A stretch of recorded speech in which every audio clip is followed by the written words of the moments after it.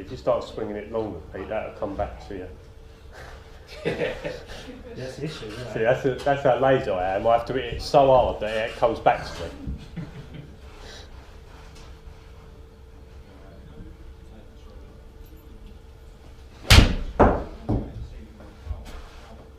Expected to start seeing that one come in. I mean, not too bad so far, with the exception of that one that goes right. That was First first swing. wasn't it? That was first swing. Give him a chance to warm up. Exactly right. Can't say just warm up for me and then criticise his shot. No, I'm saying it's good. I said with the exception of the first one, they're all on top of each other. Look, More compact than mine. absolutely. Split the gap in that one. And I've always hit it high. Yeah. Always. It's- But it's always been. See, I wonder if I scoop it. Yeah, it's always been an It is. upward hit on it, hasn't it? Yeah, it is. To be totally honest. Because I try and hit down, take a divot for instance, and it's like, it just stops almost. It's, Strike. I'm always a bit confused what you play with, whether you play with a draw or a fade. I thought you always or played. fadey. Always. Well, fade or, yeah. If you want to call it a fade. It's-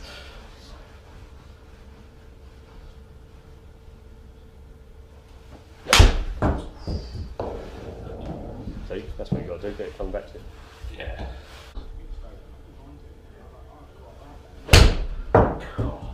You can still turn on it, Pete. No, I just, I felt so close to it. Well, don't, like I said, if you feel too close, move yourself I'll further just get in away. line Yeah. with it, Yeah, yeah. just Yeah, in but I line. just mean make No, sure with you, yeah. if there's 6 inches from Yeah. your left foot, make sure it's 6 from your right as well.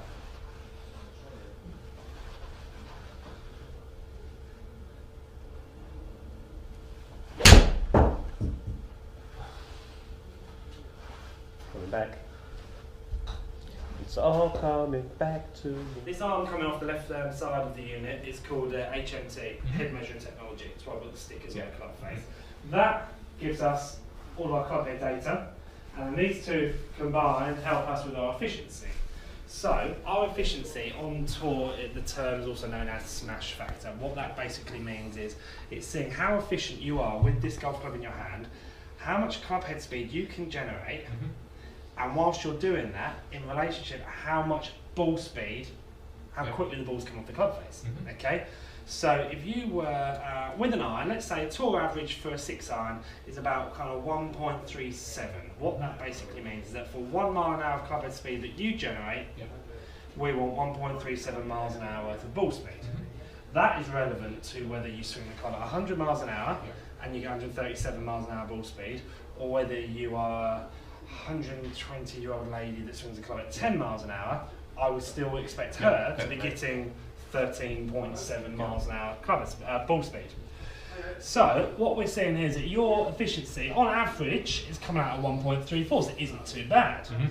Average club head speed about 83 miles an hour, and then your average ball speed is about 110.7. Okay, but what you do start to see is on your pull shots, a great first shot to start with, lovely strike, 1.36. Mhm. A little bit low, 1.3, 1.27. Good one comes in here again. Lower one, Yeah. not bad one, not bad one to finish off on. What I tend to find from my experience with using indoor stuff is that we hit off a mat. What's the first thing you notice when you go down the driving range? You hit off a mat. It's always a lot easier than hitting off the grass, isn't Yeah, it? because you feel like you did that about that far behind the ball. Correct, It still absolutely goes. right. So Yeah. we do get some, I mean, it's the best consistent conditions, especially indoors, it's the only option I Yeah, have. yeah. There's consistent conditions for me to replicate the same conditions every time. But what we do tend to see is that our numbers can vary a little bit with regards to what they would be off the grass. So, got your launch angles, your things like that, whether the ball's starting left or right at the target, how much side spin it's having, etc, etc, etc. So as we can start to see, is your launch angle, ball's coming out about 21 degrees, okay, which Yep. is not bad at all, especially for the club head speed that you're generating. You're starting the ball on average 6 degrees right at the target. Okay, so the ball's starting right. That one there, so that's your lowest one at 1.5, your highest one at 9.4. So you start starting to see that ball is starting right. Yeah. So if it's starting right, we're hoping that it's going to come back. But it's starting right by 6 degrees, so we want it to come back quite a way, especially, you know, swinging at 83 miles an hour. Side spin, on average, is spinning 275 rotations per minute to the right. So we're starting it right and then spinning it right. Yeah. You do have some here that came out left, but your biggest one, you know, 1400 revs, spinning left to right. Backspin numbers a little bit low for your 6-iron, only 4,000 revs of backspin on average. That one was better, you know, 5.55 here, 5.2 there. These are better. These are ones. So why we want this kind of consistency in the backspin against your side spin? Well, for starters, your backspin is going to counteract your side spin. Yeah. When you start to generate more back, it's why typically for people that hook and slice the ball, when you go for a club fitting for a driver, they tend to fit someone with more loft. Why? Because it's going to get the ball up in the air and counter the spin. But also, what you're going to start to find is, remember, the summer months, you do want a bit of spin on the ball because you want it to stay on the green. You know, ultimately, the easiest thing for a manufacturer to do is to build a really low spinning iron, something like the G Max, you know, something from Ping, goes an absolute miles. That's exactly what it says on the tin. Stand there, downhill, par 5, 4-iron, smashing it at a green. The ball's going to struggle to hold in the middle of the summer. Okay. Carry distance. So on average, the ball's carrying 160 yards in the air. Okay, and 175 total going down the range. So that's bearing in mind that's hitting down a fairway rather than stopping the green. You know, it's not going to take you 14 yards to stop the ball. Offline, on average, missing a target 21 yards to the right. If we look at your, so this is where we're hitting the balls from. This top line on yours, and you see that's a nice one there. But the bulk of them too far right. They seem big time right. So that's what the ball's doing. We know that our efficiency is down slightly. Well, actually, it's not. We know our efficiency is not too bad, but I'm going to be honest, to be the bearer of bad news, and say the reason it's not too bad is because we had some inconsistent strike patterns. So what we tend to see, we look at your vertical path here. You do hit down the ball. Contrary to belief, you actually do hit down on the ball. Okay, but the issue being is the way you deliver the club. You sometimes will catch the ground before the ball. So you try to play shallow in order to not hit the ground, where actually we need you to compress the ball, but we just need you in a better body position in order to do it. So it's saying to us, on average, you're hitting up on the ball by 1.5 degrees. Well, actually, a couple of good shots that you've hit here, higher backspin numbers as well. You've hit down on it by 0.6 degree, 0.3 degree, but the other ones, low backspin numbers, is because you caught the ground first, you bounced up on it, 1.5 up, 2, 1, 2, 4, okay? So we've got an issue on the vertical path, we're too shallow in our vertical path. Horizontal path, so vertical path is hitting down, hitting up, right? So if this is your vertical path, your horizontal path is obviously okay, working this way there. So on average, it's saying that your club is travelling 5.5 degrees in to out. Okay, so you are ultimately, if we make it really easy, swinging up on the ball, but up and away from you. Okay. Sound like someone else we know at one point.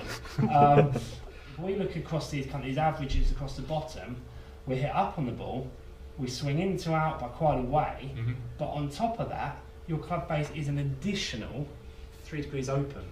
So not only are you swinging right at the target, but as well as swinging 5 degrees right, your club face is an additional 3 degrees right.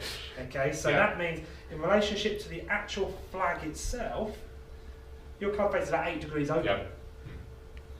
But it's 8 degrees open with a momentum onto that ball that's starting it right at the target. So where do we think the ball's going to go? And what, exactly right. And what did you say was the first thing you said was that typically you fade the ball, aka what we mean to say is the ball moves left to right in the air and finishes right at the target. So, and you start to see why with these numbers. So you can see here, the face to target line on average is 8.2 degrees open. Okay, so as we come down, as we come into the facts, and the feeling I want for you, as that club starts to come back, so start to move this club back for me.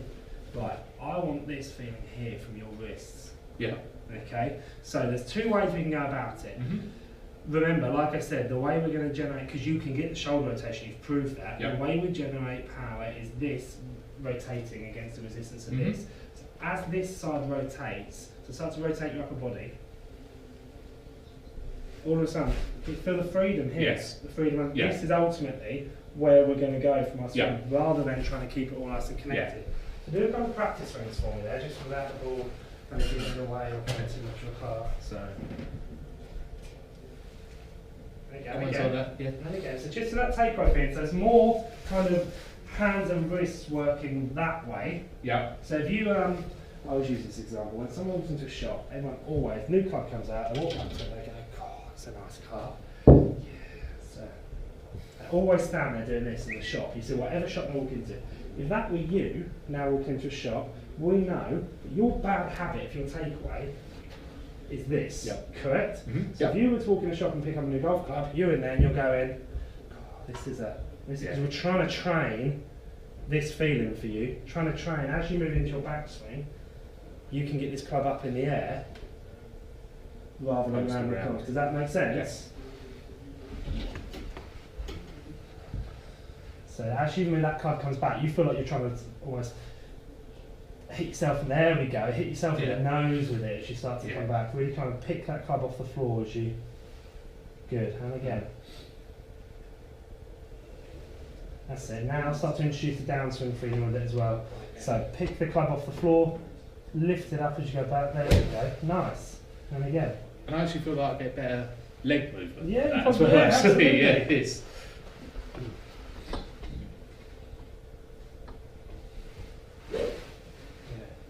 And again, keep going with that feeling. So you can really break this feeling down. You can another good drill for this. Very much if you drop yourself on you. Okay, you've got the grip. Yep. Lift the club off the floor because it's going to be tough for you to do with the club. Just drop your right hand halfway down the club underneath the grip, so you almost hold onto the shaft. So down like that. Like that. Right, cool. Yeah. So now from here, you start to move the club back. Just feel like you're trying to take the club back nice and straight, even further. So you come right off the grip and hold down there. There we go, like that. Yep. Okay. So now take that club back nice and straight. Good.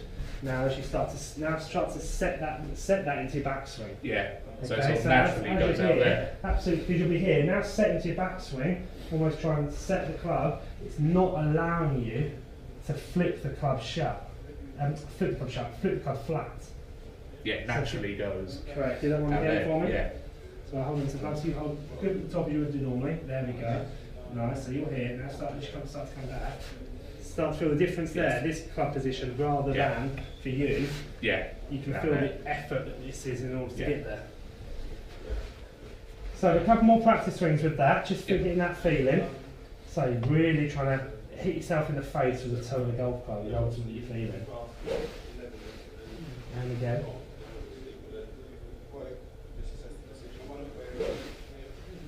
And one more time.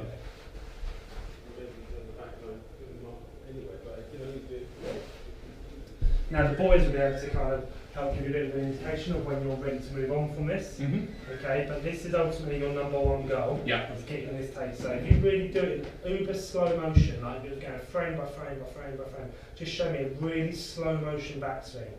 Like the slowest you could, even slower. Even slower. Again, don't want to hit the ball, No. but just show me just the backswing when you go to the top and stop. But the slowest you could even imagine doing, like an ant speed.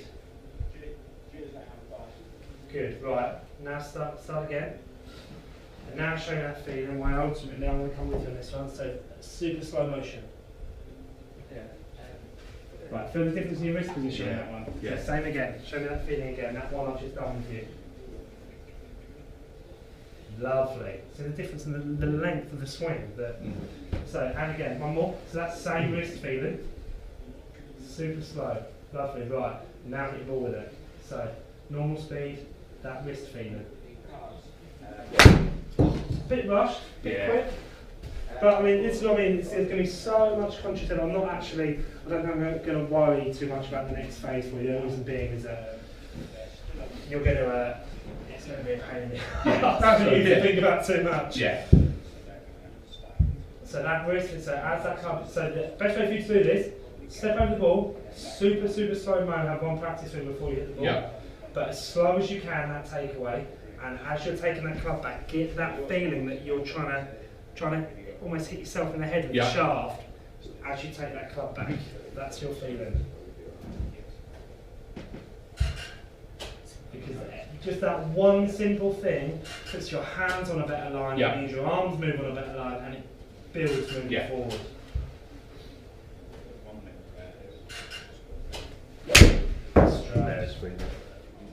How often do you reckon do a lesson? It is all relative to how much chance you get to play and practice. So I get guys that sign up for a course of 6 lessons because you get a discount for you buy in bulk. 6 lessons and 2 to 3 weeks between each session is probably pretty normal. But then if they haven't had a chance to go out and actually practice, then I'd go don't bother, you know, because nothing would have changed and you would have spent double as much on one lesson. You go the other way, you go too long, something you've been doing that needs, so for instance, if I didn't see Michael for like 2-3 months, this kind of like getting that club more out in front of him, he could have then gone completely the other way because he's just been doing the same thing for too long. So it's all kind of relative to, I would normally say 2 to 3 weeks for a normal kind of like consistent, want to improve type of golfer. If you're practicing. If you're practicing. And this is discipline. This all comes down to you've got to take ownership for it. You know, like this is all. I always relate this to losing weight or any kind of habit. Your golf swing's a habit. The bad stuff that comes in, they're habits. And to break a habit, it's that 21-day rule. You've got to consciously make an effort for 21 days. You want to quit smoking. You want to quit sugar, things like that. Caffeine and coffee. I always complain, oh, did you not feel shit at the start? Did you not feel bad? Yeah, I did. But you don't remember that in like 3 weeks' time. I can relate to that. I gave up smoking. So. Right, and you don't remember that. So with the golf swing, with Michael and his grip, I can't change my grip. Well, that's because every time you grab the golf club, if you've not had a chance to practice it because you didn't play for New Year's, things like that, if you don't have a chance to practice it, it always feels uncomfortable and you give up on it. But actually, if you just, if you were changing your grip, leave a club at the bottom of the stairs. This was Dave's idea actually, or something he's done. Leave a club at the bottom of the stairs, or just in the house or anywhere. And every time you walk past it, just give it a go. Give it a go, and just stand there and go, that feels. Last year, year before last, I moved from an interlock grip that I'd done for 10 years to a baseball grip. Now. I've just tried to hit balls interlock again, and I don't know how I ever did it. But I did it for 10 years. But again, it's just because it's a habit, it's a feeling. I'm not used to it. Start doing it. Cross your arms. Just cross your arms in front of your body. Now cross them the other way around. You can't do it. But why? Only because I haven't done it. Same thing. It's exactly the same outcome. So with the golf, you've got to take some ownership for it. You've got to take some discipline for it. So your discipline ultimately. Why you're going to be disciplined? It's just your desire to want to change. Go out and do it. And you will then change, and you'll get. A few years ago, I didn't drink for 12 weeks. And at the back of not drinking for 12 weeks, I didn't want to start drinking then. I wanted to go 13 weeks. So I'd already done all this. So you kind of go another week, and you go, and your desire to want to change almost dictates your discipline. So when it comes to your golf swing, if you just pick up a golf club and every time you do a practice swing, you stand there and go, right, I know that I need to get this club more in this position. And you could just stand in a shop and do it, or at home in the garden, or anywhere. And then once you start to pick up a golf club, after a couple of weeks, this starts, because you've just, every time you've done it, it's natural. It starts to become your new swing. Because, you know, we didn't all pick up a golf club the very first time and all swing it exactly like we'd all kind of stand and do what we probably didn't even follow through. We probably all stood there like everyone does, flat-footed, and kind of went like this and just thought that's how you do it. So we've all had to train where we are now. It's just training that moving forward. Definitely. So how did you find that lesson? No, he's good, ain't he? That video is shocking. How much of a difference that makes is. I'll say it's working on feelings. Is because, like you said, if he was trying to get you to that position, there's no real way of telling you how to do it. No. But if he says do this, then it's much easier just to feel like you're doing it, but compared to what you feel like you're doing to actually what you're doing, it's so big, isn't it? Yes, no, definitely, yeah. Because I always feel like I stand a million miles away from the ball as well. Yeah. But with that swing, it looks more upright, if you know what I mean. And it was true what he was saying about that, about the other, about the member at Sweetwoods. They say, oh, he swings it really short. Yeah. Whereas the same as you, because you come inside, that's as far as you can go. Yes. So actually, for you, that was a full swing. It just looked short. Yeah. No. Yeah. And then as soon as he got you up on a better plane, it become longer. Cool. Yeah. So. I look forward to trying. I might see if your man wants to go down the range. Yeah. So yeah. But it gets busy that Tunbridge range, don't it? He was saying. It's quite modern now, isn't it? Yeah, it's actually quite good where you don't even have to put a ball on the team anymore, do you? It just like, rolls down the thing, pops up. But like Matt said, it's all about practicing. Grass as well. But it's all about practicing and just getting that feeling, because there's no point going back in 3 weeks and you haven't done anything. Yeah, do me a swing. Right, that's exactly what it was 3 weeks ago. Exactly. Yeah. I mean, you always fall back into habits. No, definitely. But he strikes me as a man as well that, how can I word it? If he showed you something, it's almost like if I went back and did exactly the same and then exactly the same the week after, he'd be like, just don't bother. Yeah, just don't bother. Yeah, don't come to me, sort of thing. Well, that's the good thing with Matt. He wants you to. Yeah, he's always honest. If he thinks that, look, you're not doing it, that's why he said, like, don't come back to me in 3 weeks if you're not going to practice. Exactly. Because this time of year I'm not practicing. Because this time of year I'm not practicing, that's why I go sort of 6 weeks. I give myself a chance to ingrain it, so that when I go back, we're not going to go and do the same thing. Yeah, cool. I mean, I'll still, even after 6 weeks, even when he gives me another drill, I'm still sort of doing the previous lesson, but I'm not thinking about it as much. Yes. But I still do it as a sort of a second thought. Yeah. Right, guys. Hope you enjoyed the video.